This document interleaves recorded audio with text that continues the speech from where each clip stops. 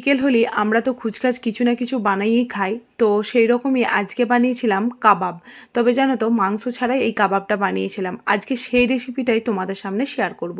তো চলো দেখে নিই কীভাবে বানিয়েছিলাম। আগের দিন রাত্রে কাবলি ছোলাটাকে ভিজিয়ে রেখে দিয়েছিলাম। তার পরের দিন প্রেসার কুকারে কাবলি ছোলাটাকে দিয়ে আর পরিমাণ মতো জল আর পরিমাণ মতো নুন দিয়ে ভালোভাবে সেদ্ধ করে নিয়েছিলাম। এরপর একটা বাটিতে ঢেলে একটা গ্লাস দিয়ে ভালো করে ম্যাশ করে নিয়েছিলাম। চাইলে তোমরা হাতে করেও ম্যাশ করে নিতে পারো। এরপর ওর মধ্যে পরিমাণ মতো নুন, জিরে গুঁড়ো, ধনে গুঁড়ো, লঙ্কার গুঁড়ো, 1 চামচ আদা রসুন বাটা, 2 চামচ বেসন, কিছুটা কাঁচা লঙ্কা কুচি আর কিছুটা পেঁয়াজ কুচি, একটা লেবুকে চিপে দিয়ে দিয়েছিলাম, কাগজি লেবুকে। এরপর হাতে করে ভালো করে ম্যাশ করে নিয়েছিলাম। এরপর গোল গোল করে কাবাবের শেপ দিয়ে নিয়েছিলাম। তোমরা যে যেরকম পারো শেপ দিয়ে নিতে পারো। আমি যেরকমভাবে পেরেছিলাম করে নিয়েছিলাম। এরপর একটা তাওয়াতে 1 চামচ ঘি আর 2 চামচের মতো সাদা তেল দিয়ে হালকা গরম করে নিলাম। এরপর কাবাবগুলোকে একটা একটা করে দিয়ে দিলাম।